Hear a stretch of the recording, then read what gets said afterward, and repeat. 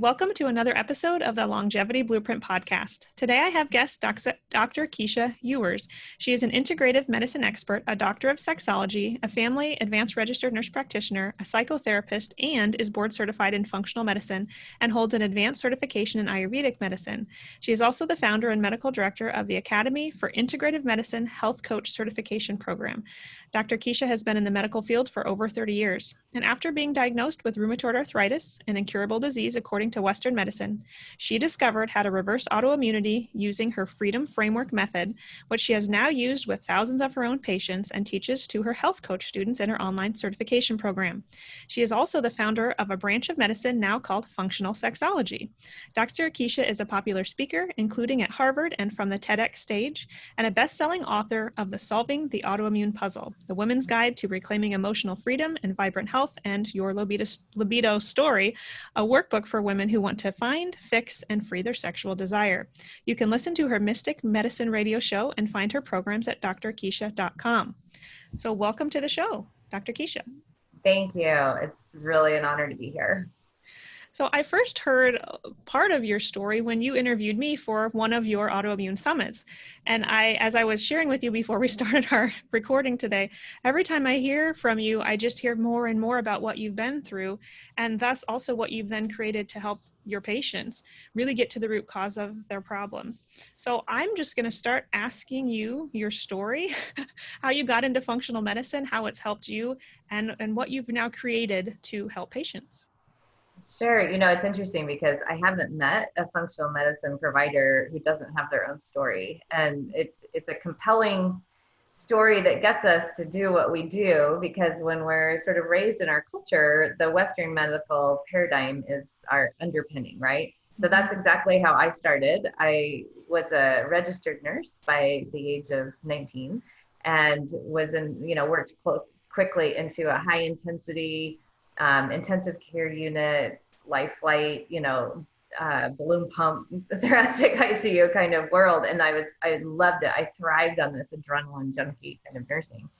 And then, I ran marathons. I was raising 4 children, pretty, I thought, happy in my life, but I was very, very hard on myself. I was a perfectionist and drove myself like nothing I've ever seen, and very productivity oriented. And then one day, and this is what my patients always say too, they say, all of a sudden I'm sick. And that's exactly how I experienced it. I woke up one morning, we were preparing to go to Disney World as a family. And the morning that we woke up that we were supposed to go, I had gained 10 pounds of puffiness overnight. And all of my joints were red and inflamed and swollen. And my friends used to call me the Energizer Bunny. And it was like someone had taken the batteries out of the Energizer Bunny, right? I just couldn't move. I was flattened. So I got in to see somebody, and in the course of the history taking process, she asked me if I had autoimmune disease in my family. And I said, yeah, I think my grandfather had rheumatoid arthritis and was in a wheelchair for a time. He actually died before I was born. And she said, okay, well, that's it then, right? And I was like, what? And she gave me 2 prescriptions. One was for methotrexate, and one was for a non-steroidal anti-inflammatory drug. And I said, wait a second, and she said, well, you have RA, and she said, take these, and when you get worse, come back. And it wasn't like an if you get worse, it was a when you get worse. Mm-hmm. And I just remember kind of trying to negotiate with her before she left the room. Like, wait a second. I'm very disciplined. I make my own food. I'll do anything. What else is there besides these meds, which I knew the side profile on. And so she says, I'm just afraid you've joined, the ranks of people that have the short end of the genetic straw here, And it was just like this final, that's it. And so I remember on my way home thinking, there must be a different way of thinking about this, and really not wanting to go on these medications, and just, kind of reflecting on the mother that my children are used to having and the mother that I was going to rapidly become. I could see if I were to just kind of succumb to that idea that this is not curable, there's nothing you can do, you can manage it until it gets worse and then come back, and then we're going to change your meds. And I knew that kind of cycle, right? I'd witnessed it. And so when I got home, I started looking on the internet, and of course, Disney World was off for me, and started really looking for what else is there. And I found in PubMed, where we keep our medical research, and a research article on yoga and autoimmune disease. Now, you have to remember, like, I'm 55 now. In fact, my grandfather with RA died at this age in a wheelchair. And, I think about that all the time when I go hiking in the morning with my dogs. It's just like, wow, this isn't, so different of a reality than what he had with that diagnosis. And how old were you when you were given that diagnosis? I was 30. So 25 years ago in Utah, which is where I lived, there was not a yoga studio next to a Starbucks on every corner. Yoga was very, very rare in the area where I lived.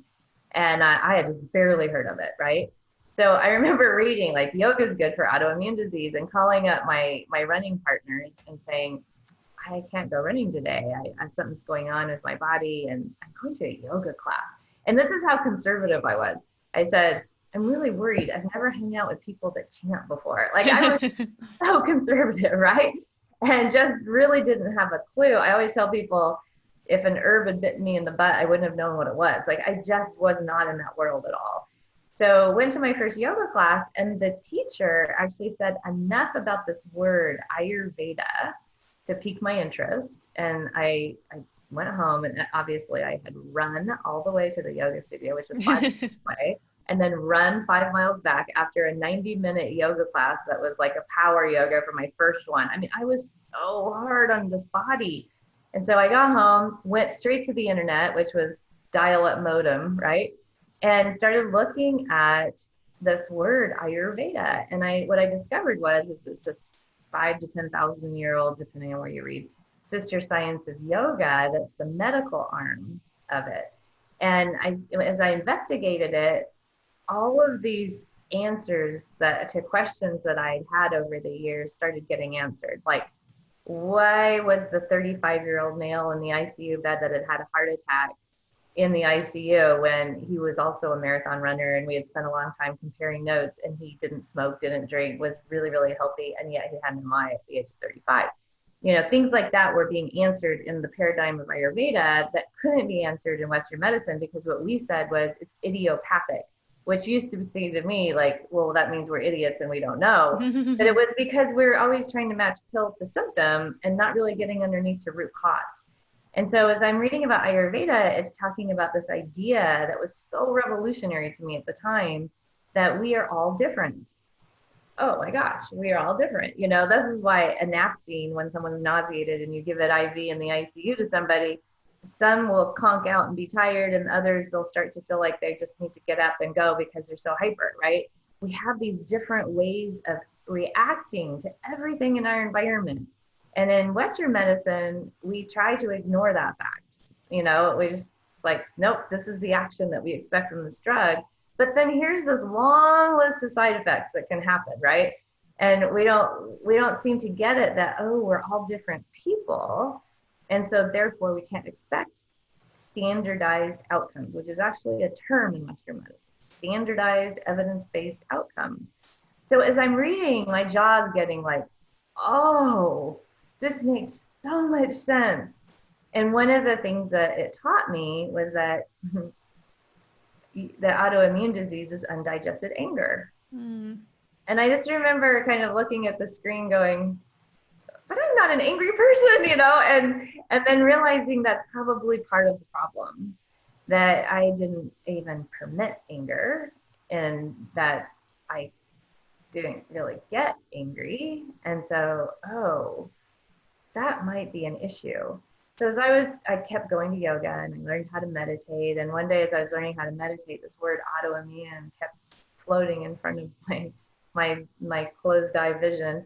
And I remember trying to swat it away because I was a new meditator, and thought, oh, well, you're not supposed to have any thoughts, right? Like new meditators think. And then I started thinking, oh, it keeps coming. Maybe I should look at this. So I started examining the word autoimmune, and I realized, oh, that means I'm attacking me. Auto. Oh, I need to quit looking outside for what's happening and start investigating inside. And I thought, autoimmune means I'm killing myself. I'm actually committing suicide in a societally acceptable manner, is kind of what came to me. I thought, oh my goodness. So why do I want to die? Because I don't right now. And when did that ever happen where I really did want to die? And so I started following this little breadcrumb trail back, I call it, of memories. And I landed in this place of my 10-year-old self who was being sexually abused by the vice principal of my elementary school. And I saw her sitting out on a balcony in Key West, Florida, in the Navy housing complex that we lived in under a palm tree, just like in the corner of this balcony by herself, really wanting to die. And going, oh, you wanted to die bad. You wanted out because she didn't have, I was raised very sheltered, no television, and we lived all over the world. And so, we didn't live very long in one place at a time. And I don't even think at the age of 10, I knew the word sex or even like abuse or molest. Like, I don't think I knew these words because when I tried to tell people what was going on, and I did try to tell them, my dad was out to sea, but I tried to tell my mom, and I would cry before going to school and be sick to my stomach, and which was highly unusual. Like I graduated valedictorian from college and high school. I loved school. So the idea that I wouldn't want to go to school was foreign. And so, this idea that I tried to tell people, but then the vice principal was telling me it was my fault. I was like one of two white girls in an all black school. So it was like, you're white trash. And this is what your reality is. Right. And there was actually nothing I could do about it. And so when I went back to this little kid, I went, oh, you did want to die. This has to have something to do with this autoimmune disease that I have right now. And it turns out that it does. And it's interesting because I've conducted a study called the Healing Unresolved Trauma Study, and then the ACEs study we can talk about, the Adverse Childhood Experiences Study. The ACEs study actually points to the fact that the higher your number of adverse childhood experiences, then the more risk you have for all the chronic illnesses in adulthood that we have today in our culture, including rheumatoid arthritis and cancer, which 10 years later, I also got breast cancer. So, being able to kind of track that, go backwards and say, oh, this has to have something to do with it. Let's get on it. And so I hadn't ever done any therapy around this. In fact, ignored it by overachieving in my life. And so, within 6 months, my RA was gone, never to be seen again. Now, what I tell people, Stephanie, is like, I could get it back. It's in my genetics. Like I do genetic testing on all my patients, and I have genetics for RA, and I could definitely turn those back on. And if I went back to the way that I did not process emotions, to driving this poor little body the way that I drove it into the ground, it's all in the name of health, thinking that's what I was doing, right? And if I were to do all of that, become another version of me that was the earlier 1.0 version, who was a complete sugar addict, ran long miles in order to keep her weight maintained so that she could have 5 brownies the night before if there was a stressful day at work or in the family. All of those very unconscious patterns of behaving that were attached to the meanings that I had made up about my life and the world and myself in it. If I went back to that, I could have RA again, easily. So the fact of the matter is, as I always say, rheumatoid arthritis is indeed, Western medicine is correct. It is not curable, but it is reversible, right? And that's the beautiful part. And I think in our society, the missing piece of the puzzle in functional medicine too is really what to do about these early meanings and beliefs and sabotaging behaviors that we create, and as a result of those meanings and beliefs. Right. You can't get someone to get off of sugar if you don't understand, like, what is it their child self said sugar was supposed to be for them, right? I've heard you in other interviews talk about history of perfectionism, and that was a behavior as a result of what happened to you.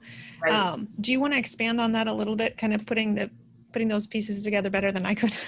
Sure. So in 2013, I conducted this study called the Healing Unresolved Trauma Study. It was my doctoral research. And the reason I did it was because, people always say a PhD in sexology. I'm like, yes, best PhD ever. And I am motherfucker.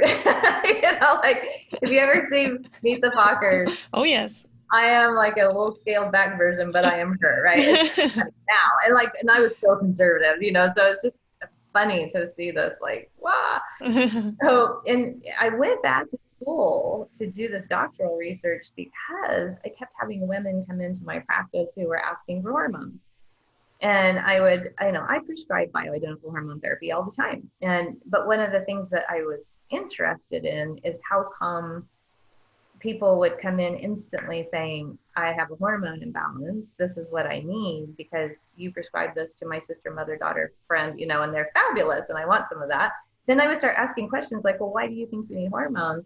And oftentimes I would hear these stories that, of like, I can't sleep. I can't remember words. I don't have any energy. I've gained a bunch of weight, but I haven't changed my diet, and I'm exercising the same, but I'm gaining weight. And I hear that all the time. Yeah, in my practice. Yeah. right. And I don't have any libido. And so then when I would start asking questions that would take them deeper, right? Like, so do you like your sex partner? Yeah, my husband, he's great. I love him. Poor guy. I feel so bad for him. He's so patient with me, right? And so then I would say, well, when's the last time you had a libido level that you were happy with? And then I would often get people crying, like, well, I never have.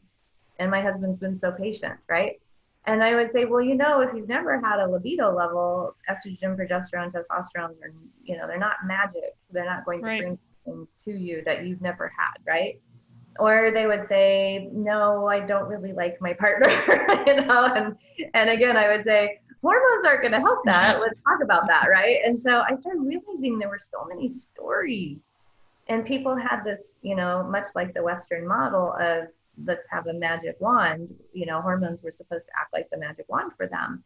And I was hearing a lot of story that included a lot of hurt and pain that hormones were being expected to fix. And so when I went back to school, it was because when I went into PubMed again looking for research, I couldn't find anything that actually tied to what I was seeing with low libido. And so I did this study and I was asking women about this very thing. So, if your partner pushes a button that is from an old hurt, does your libido go down? And for the most part, the answer was yes. It's kind of like resoundingly yes, which made sense to me because that's what happens with me, right? And so I thought, okay, well, why isn't this anywhere in the science? And then I looked at, okay, so what would help that? Instead of giving hormones, what if I taught somebody a practice for forgiveness and really worked with them on their trauma? So I'd already gone back to school a long time before that to get certified in several trauma modalities because I found that as I was working with people that would come into me with gastroesophageal reflux disease, our standard of care is to give them something for acid reflux. But then when I would ask them questions, I would find they were just wrung out with anxiety. And I would say, I can't give you a prescription for this. Like knowing full well, that's not the problem, right? You're not deficient in Prilosec. Right. You're actually having a problem with anxiety. So I went back to school for therapy for that reason, to help people to really have tools. And so as I was working with this, I thought, gosh, this is big. People are falling through the cracks. And so this hurt model came out of that study. And the hurt model says, first you have an event, an adverse childhood event of some kind, and everyone has trauma. So that's another thing. It's like, capital T trauma is the stuff that we think of when we think of trauma: sexual abuse, domestic violence, physical, psychological, abandonment, neglect, having a parent or a caregiver that's mentally ill, incarcerated, dead, divorced, right? Neglect, and all of these things that we can think of as trauma. Right. Then there are also these little T traumas, right? Which are experiences of rejection or betrayal, or places where you haven't felt like you're good enough, fast enough, beautiful enough, smart enough, right? So when you go up to that first event in childhood, you have this place where it's like, oh, maybe you couldn't get to the top of the rope in the presidential challenge, right? In PE. And it was in front of everybody. And so at that point, watching the kids in the line do the rope, and every year this thing sucks. And you're like, here we go again. It's the yearly mortification process, right? And so what's going to happen is the same exact thing that happened to me when I got called into the vice principal's office, right? Is the heart rate starts going, you start sweating with anxiety about not showing up in the way that you want to in front of your peers, because we're actually wired that if the peers reject you, right, you're in caveman times and you've got the firelight circle and the community pushes you outside the firelight circle, the saber-toothed tiger can eat you. So you're wired to really understand that rejection is dangerous, okay? So here we are, we're just dealing with the rope in PE, or missing a word in the spelling bee in front of everybody, or tripping and falling down the stairs in school, like whatever. Childhood is a jungle of trauma. And so you don't have to think about it in capital T trauma terms. You can think about it in these other, some of the stuff, like I'm writing a book on healing trauma right now. And one of the stories I'm telling is of a woman that came to see me who's big trauma, and it was huge. She was the third girl, and she never got anything new. She was crying, saying, like, even socks, they were hand me down. And so what happens is we have this event, right? This thing that happens. And then, like in her case, every time she opened up a present at Christmas and it was a hand me down, she would go into a space of hurt and sadness. And then that would trigger a physical response, the freeze, right? Sympathetic nervous system, fight, flight, freeze. Usually in children, it's freeze. I mean, it was for me. I'm not fighting a vice principal, right? And so it's freeze. And then right in that moment, we are meaning making people. We're going to make up a meaning about this. And because children are narcissists, we're supposed to be, we're little beings trying to be big beings. We're actually very self-centered because we're trying to figure out how to survive in a world run by adults. So we make up the meaning about ourselves. So it's going to be I, right? And so the meaning that this woman created was, I'm invisible, I'm not important. So in my sexual abuse story, I always tell it like, here we are in Florida in a 5th grade classroom. And I don't know if you guys had this in your schooling, but an intercom in the corner of the classroom would crackle to life every morning. And we would get up and say the Pledge of Allegiance to the flag. And then the secretary would do announcements. And then sometimes I'd get called to the office. And that was infrequent. But every single morning and throughout the day, every time that intercom would crackle to life, I would go into panicked rabbit, right? Frozen. I would get sweaty. I would shake, right? So that response system triggers a meaning I'm going to make up. And I made up the same meaning as the woman who only got hand-me-downs. And our response was the same. Mine was, I'm not important enough to protect, right? She comes up with, I'm not important because she got hand-me-downs, never abuse. And I got the same meaning from that experience.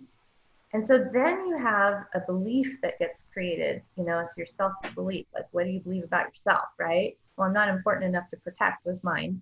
And so then a behavior will be adopted as an adaptation response to that belief.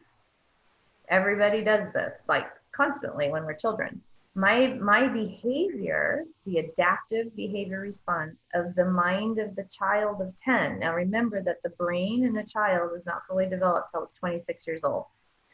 So, and then we're not self-centric anymore, usually at the age of 26. So now we have some opportunity to shift our perspective of the way that we see the world and ourselves in it. But at the age of 10, I'm still self-centric, right? And the adaptive behavior response was, I have to be perfect because he's telling me this is my fault. And so perfectionism became my adaptive behavior. Now I have not met anyone with autoimmune disease that is not a perfectionist. So it's kind of, I call it the one of the 4 Ps. I usually will talk about 3 Ps or 4 Ps that all people with autoimmune disease have. And one is people pleasing. Another is perfectionism. Another is holding on to the poison of past pain. And then the other one is in the Ayurvedic medicine paradigm. So sometimes I leave it off if we haven't talked about Ayurveda. And that is your dosha type, they call it, which is like, remember how I said everyone's different? Well, they categorize this as 3 different metabolic types, vata, pitta, and kapha. And the pitta type has more fire in them. So they actually are prone to inflammation. And they also are very driven and usually perfectionist. And that's the pitta person. So it's like the 4th P. And so that was me to a T.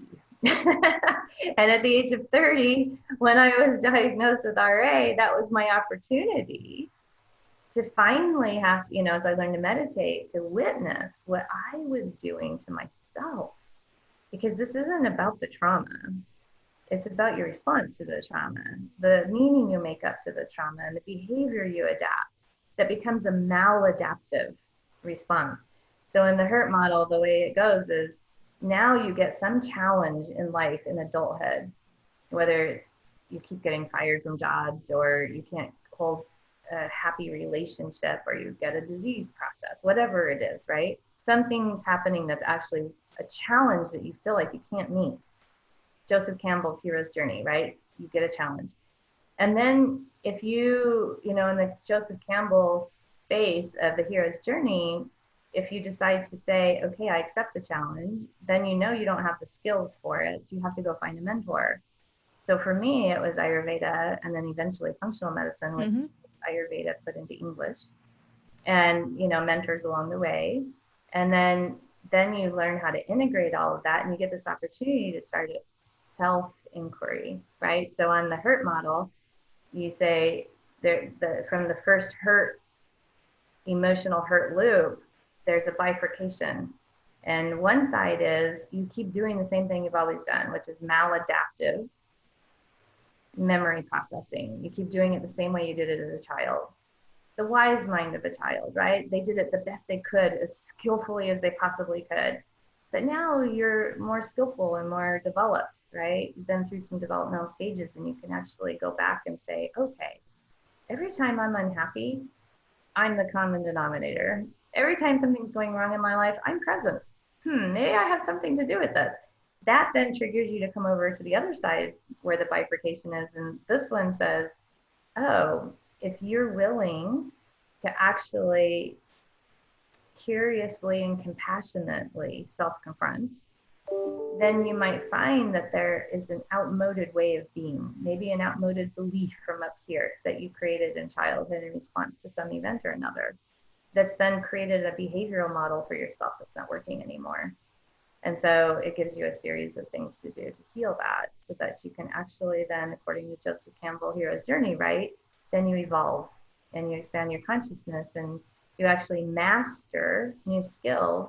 And with that self-mastery, you can come back to your community, and now you can teach that. You're the oracle. You can actually answer what other people that are still struggling, right? You can provide answers for them. You and I are both in that space.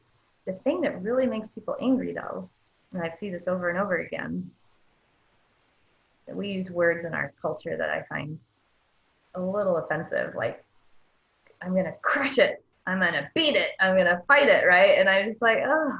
So, they come back and they're like, I crushed it. I fought it. I conquered it, right? And then when life, which is supposed to happen, this is actually the promise that life brings us, when life delivers another challenge later, you have to start all over again and do it again. And it keeps us evolving. It keeps us growing and expanding our consciousness. And so, if you can sort of live in a space of accepting that that's what life promises, and behind me is like glorious, glorious window of nature, right? Nature has no straight lines. You can see behind me, there are straight lines that are man-made. We keep trying to put things in order. Like, okay, now I know what to do. Now I've got the formula, right? But if you look beyond the straight lines out to nature, it's chaos, and there's so much beauty in that chaos, and it's in cycles, and there's death, and then there's rebirth, and it's always renewal, but the stuff that needs to die needs to die. And so that includes our own processes and our own ego structures. And life has a way of giving us all the beautiful, bountiful blessings to be able to do that. So after my RA, I went 10 years learning all of this. And then I was diagnosed with breast cancer. And you had asked me about that story. And the story is that I have 4 children, as I said. And one of them was my second son was home from college, and he's 18. And he said, Mom, I have to talk to you. And I said, boy, this sounds serious. And he said, it is. So we sat actually down at this very dining room table that I'm sitting at right now. And I was sitting right where I am, and he sat across from me, and he said, I just need to let you know that when we were, and he talked about his older brother, like 3 and 5, then the boy down the street that used to sometimes babysit us sexually molested us. And I went bonkers. And it was the most devastating news I could possibly receive, obviously, except for that my kids were dead. Right. And it was the thing, of course, that the little girl part of me, the teenage part of me, the adult young mother part of me, had always sworn I would protect my children from. And I remember with having my baby in my arms and looking at my other 3 kids jumping on the trampoline down in the yard with the neighbor boy, and we were friends with their family, and calling out there, he was 12. If you want to watch them, I have to go to the grocery store and I'll pay you. You guys are having a good time, right? Just like that. So, right? Friends and family never would have even thought. And so when he told me that, it was like somebody reached in, with this giant fist of shame and guilt and heartache and despair, and just crushed my heart. And I just remember Colin saying to me, I said, how come you haven't told me this before? And he said, because of this. I do not want my childhood defined by this event. I did not want you to have to bear this, right? And I just went, of course, that's even worse, because my son's protecting me, right? And so not too long after that, I actually tracked down the now young man, facilitated this amazing forgiveness exercise between all of them, got my kids in counseling right away. Like, just really, it was amazing. It was amazing. Incredible. Yeah. It was so beautiful. And when I called him, he said, Mrs. Ewers, I've been waiting for this call for 15 years, like Wow. Yeah, he had also been sort of like stewing in it, Mm-hmm. And so it was this remarkable, beautiful unfolding of and then after it was done, and of course it's never done, but when the Right. crisis management, and all of us had been kind of it was about a, 3-month period, maybe 4. I went into the biggest rage against my parents, because what I saw was what was possible if you actually listen to your children, right? I thought, gosh, therapy would have been nice.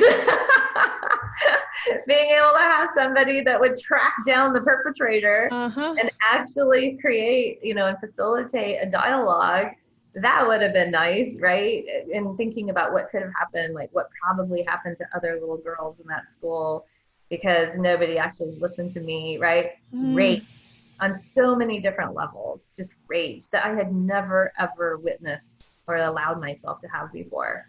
Rage.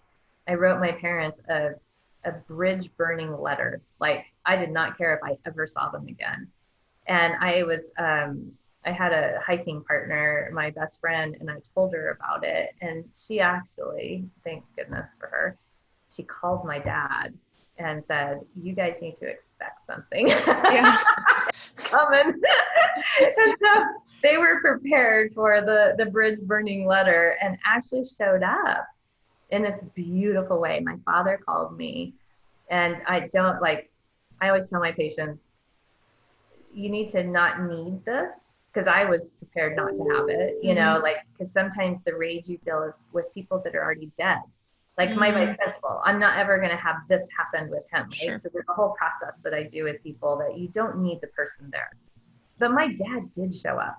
And my mom, for the very first time in her entire life, told me that she was sorry, you know, and he flew out, and I said, well, you know, you don't, I'm going off into the backwoods. I was planning I'm a hiker. I love to go. And so I was like, I'm taking off for 4 days out into the backcountry where no one can, you know, like there's nothing. So if you come, you have to be prepared to put a 75-pound pack on your back and haul all your own stuff out there. And then you have to be prepared for whatever I have to say to you, whether I'm screaming, crying, raging, howling at the moon, singing, laughing, like you have to be prepared for whatever's going to move through me, because I've got a lot happening right now that's been released, right? It's up and I need to get out of here.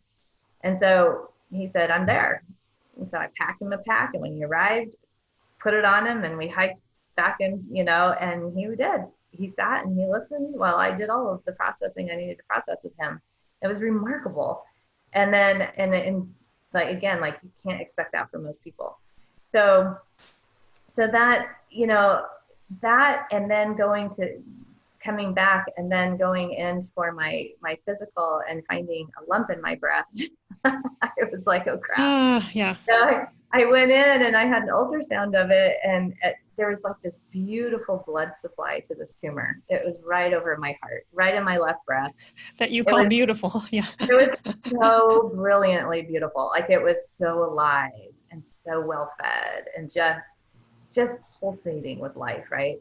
I looked at it and I was like, oh, and I said, I know where that came from. And I said, give me a month, you know, I need to do some work.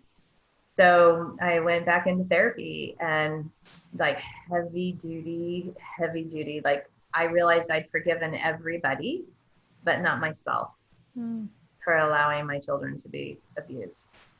And so I had to do that. And that was the hardest thing I've ever done in my entire life. It was harder than anything I've done.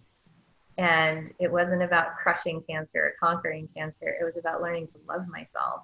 It was learning to forgive myself. You know, the 38, 39, 40-year-old version, you know, who wasn't there for her children in the way that she would have expected herself to be, who couldn't, right? Like she had to do that work. And a month later, I went back in for a follow-up ultrasound, and all of that vasculature that fed that tumor was just hanging there. And there was just dead space. There was no more tumor. Wow. It was completely gone in a month. And, you know, I also tell my patients, please, like every single person has their own journey. Cancer shows up for a variety of reasons. And when I look at my genetics, I do not process estrogen at all, you know, and there's breast cancer in my family.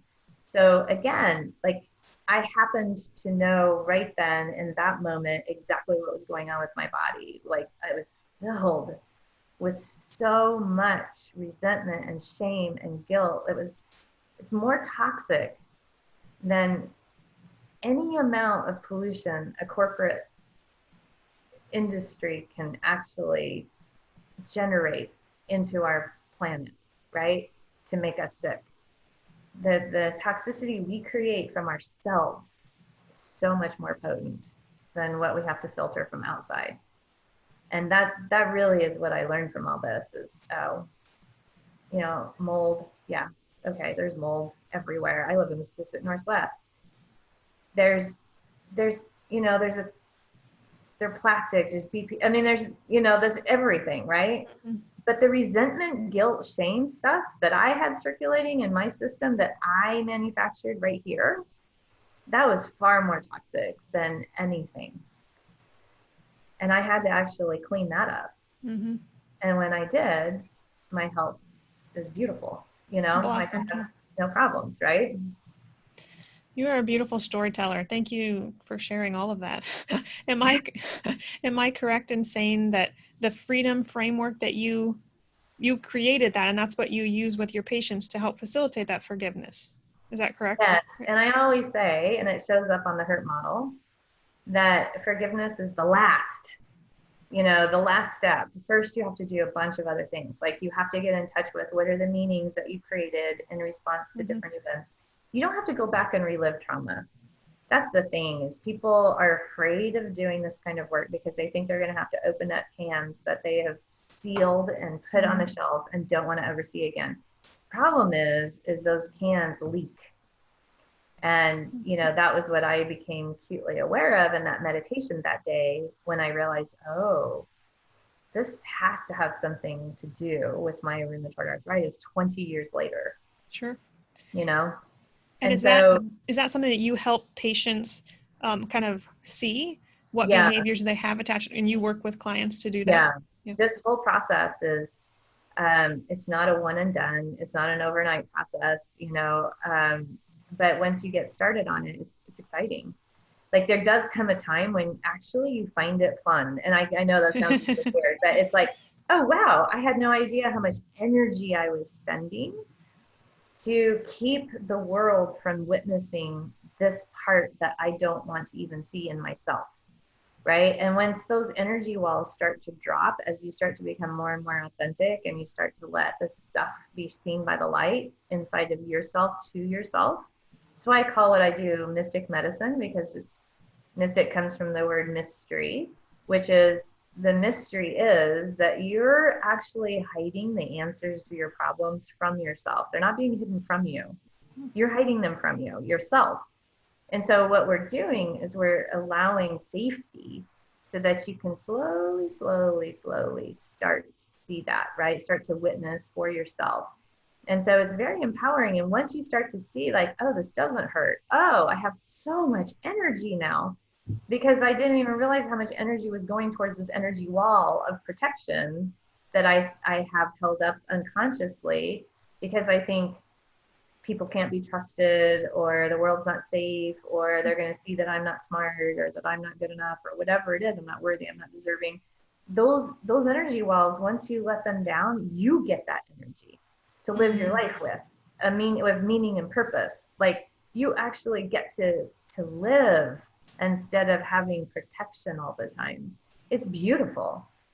So it's really amazing, the work that is done. And sometimes people will be like, oh, I'm afraid you're going to judge me, and I'm like, I cry all the time in my appointments. I mean, it's ridiculous. I know I'm not a professional. I'm so sorry. Like you've seen my tears in my eyes, they just come, right? Because my heart is so open, and I'll just say, no, on the contrary, I never judge. What I do is I feel inspired for courage, and it's just like these courageous people that show up to do this work. And once you start that process, it's so freeing, which is why I call it Freedom Framework. And it's just like, oh, I can actually just be me. And it's the me I never knew existed, which is the one that's actually part of the divine, right? That's part of the co-creation of the world that I live in. And it's so inspiring. I think that's the best suited name you could have picked, the Freedom Framework. Yeah. Now, do you also offer retreats for individuals? I do. So, in fact, we have one coming up in first week of August. I do them quarterly, and they are limited to 8 people, and they're going really deep. I call them Mystic Medicine Deep Immersion Retreats, and they come to my place on San Juan Island, and we just dive deeply for about 3.5 days doing this, rather than an hour at a time on Zoom, or in therapy, which does eventually chip things away. But when you can have like concentrated, that's actually how I got rid of my cancer. I went into a 4-day retreat. That's exactly how I got rid of it. And it's like there's no break, right? And it's just being loved and being held and supported in safety. So you can really, really, really dive into this and get it done. Awesome. I love functional medicine. I love what I do, but this is a whole nother level. This is what I feel is oftentimes missed. Obviously, right. It's highly needed. And now you've created a way for patients to heal from the hurt, from the trauma. This is amazing. I have to point out that you're also a chef. Are you a chef? I am not a chef. Oh, No. but you have a cookbook though. I know you I have a always made clean, home cooked meals for your children. You're well trained in the kitchen. I'll say that. Yes, yes, and we're all very good cooks, but I have not been when you say chef, I assume like someone that's gone to school for it.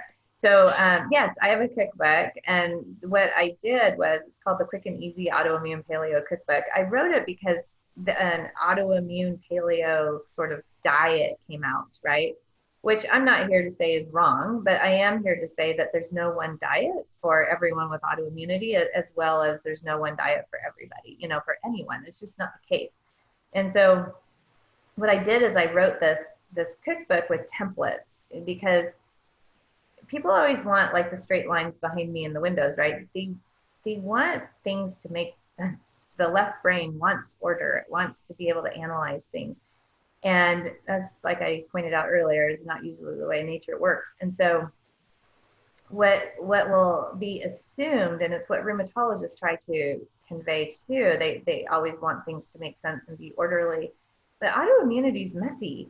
And so it's not a disease of the organ that your body's attacking, right? So Hashimoto's is not a thyroid disorder as much as it is an immune disorder of the thyroid being the target, right? Rheumatoid arthritis, MS, lupus, Raynaud's, eczema, psoriasis, like there are now up to 200 autoimmune diseases, right? The way that in solving the autoimmune puzzle, I put a graphic in there and I put all of them in one bucket and said, you don't really have to know the diagnosis as much as you need to understand that your immune system has gone rogue. This is actually a bucket that's labeled inflammation, and you have a hypervigilant, overreactive immune system. And that can happen in a couple of different ways. And functional medicine always wants to tease it out, is this Th1, Th2, but the thing of it is if you get down to the very basics of it, your immune system is fighting you. And so when you start thinking about that way, which is why I don't like the words like, phrases, crush it, conquer it, fight it, I'm like, ooh, that's actually autoimmunity. It means that's what you're engaged in, is a combative relationship with yourself. So with all that being said, the way that I think about it is you have to get into a collaborative relationship with you. And so blueberries can actually be triggering your immune system, and there is no removing blueberries, from the autoimmune paleo protocol. And so when I wrote this cookbook, I did it in this template format. And I said, here's what you need to know about your immune system. So half of the book is information and education. And there's a Freedom Framework food plan that has some basic rules and guidelines. And then the templates are recipes. Like when I take people off of gluten and dairy and soy and coffee and alcohol and corn, I'm actually, I don't leave it there, because people get very despondent and despair about that. Feel very deprived, right? Call it the D's. And so what you want to replace it with is stuff that's actually, you've asked your body and said, oh, you don't like this.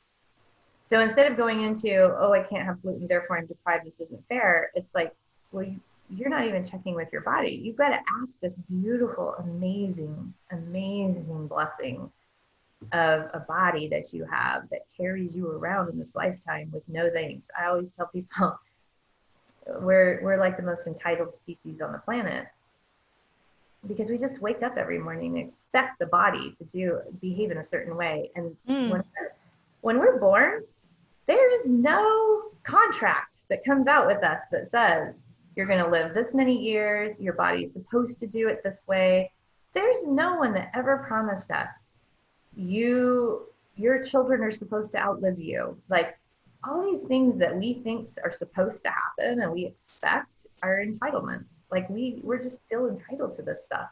Like it doesn't make any sense to me. I think about it and I go, gosh, when I open my eyes in the morning and I can see what I can see your gorgeous face. I can witness this amazing technology that puts us in two different states to be able to have this conversation, and then also be able to be in front of people that could possibly have a message they need to have. I can go outside with my dogs to that, like, wow, right? That is, sometimes it brings me to tears at how overwhelming I am in my joy, and my blessings. So to be mad at your body because it doesn't weigh a certain amount, or it doesn't move in a certain way, or you have pain somewhere, the pain that your body is experiencing is a relay message to you. It's saying, like, help me, and you wouldn't look at your toddler and smack it and say, go away, stop bothering me. Hopefully you don't do that. You listen, you go, oh, what's going on, sweetheart? Right? And that's actually, like, this poor body never gets that from us. Oh, what's going on, sweetheart? That love and that care and that attention and attunement, that's what has to happen for us to be healthy, because our body has a consciousness of its own, and it's so wise. And so it'll say, no, that doesn't work for me, right? So I do kind of try and put, like, my toddlers in the space. Like, if I were to put my toddler in a car seat and then they would scream, I wouldn't just ignore them. I would go, oh, what's going on? Like, what's happened here? Oh, the metal on the car seat got too hot in the sun, or that you're being pinched, or, oh my gosh, I'm so sorry, right? And so, but we don't do that for our body when it's screaming at us and going, I'm in pain. We don't do that, So this cookbook is like a way of allowing you to drop into this beautiful relationship of asking, how are you? What do you need from me? And then providing it. You can have muffins and pancakes and cookies and energy balls and all these beautiful desserts. I have a cake recipe in there. You can celebrate birthdays and New Year's and Christmas and all the holidays in this beautiful way.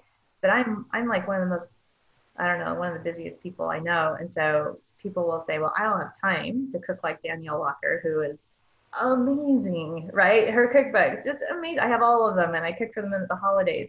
But my day to day, I don't have time to do what Danielle does.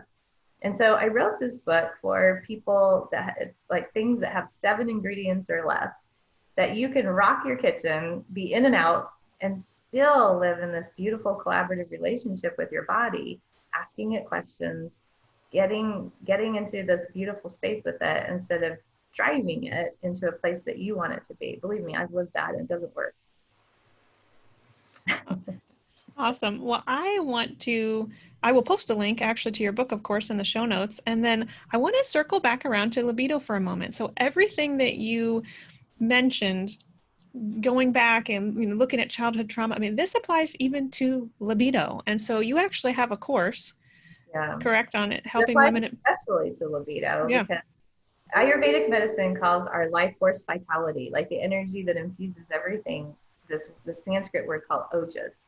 And they say, once your ojas is gone, you die. Libido is the word that I use in English for that. So if your passion for your life is gone, right? If you don't have any energy, if you're just like lethargic and listless and depressed and anxious, like all those things, you're not going to have libido usually. So it's not just sexual, it's actually your passion for your life. What do you get up excited about? If it's nothing anymore and you used to, your libido's gone, right? Sure. And so the libido cure, it's another book I'm writing right now, is this too, is like, this is really getting into the root causes of that, finding and fixing the blockages to flow, like being in the energetic flow of life and having life carry you rather than you always feeling like you're fighting against it. Love that. Love that. So I will post a link to your libido cure course as well. And lastly, you do have a free gift for our listeners. Do you want to share that, please? Yeah. So I always play a lot with F words. In solving the autoimmune puzzle, I have this whole section on playing with F words. And so I did this little book called From Fatigue to Fabulous. And it's like, you can fill in some of the rest of it. But Fatigue to Fabulous is looking at different swaps of, people do grieve when, they have a certain way of being. Like, I remember the cinnamon rolls I used to make. I still grieve them sometimes because I haven't been able to quite figure them out without the whole gluten sugar thing. Sure. I make some good ones, but they're just not the same, right? And so it gives swaps for ways that I've learned in my kitchen and in my life, it's not just the physical cooking part, but it's also like swaps for beliefs and swaps for assumptions in life and looking at expectations and all of that. So it goes through your physical body, energetic body, emotional and mental bodies, so that you can actually have this kind of spiritual freedom. It's, in essence, is what it is, and not feel deprived, right? And have that energy I was talking about. So that's a book, From Fatigue to Fabulous. So you're gifting that to the listeners, which is very generous. So thank you. We'll also post that in the show notes. Thank you. I'm sure listeners just already haven't gotten enough of you. So tell us where they can follow you, where they can find you and learn more from you. And drkeesha.com actually is the easiest way, drkeesha.com. And the best way to kind of drop into the Freedom Framework and what I do is reading Solving the Autoimmune Puzzle. I wrote it to pre-educate people. So perfect. Great start. Highly recommended. I need to read it myself. So thank you so much for all of your time today, for sharing, just being vulnerable and sharing everything that you've been through, really to the benefit of others. And again, I speak with so many other wonderful colleagues who are functional medicine practitioners, but just not many are driving home the importance of healing from trauma. And that's clearly a huge piece of the puzzle. So thank you for providing that piece. And I hope listeners connect with you soon. Thank you for being on the show today. bye, everybody.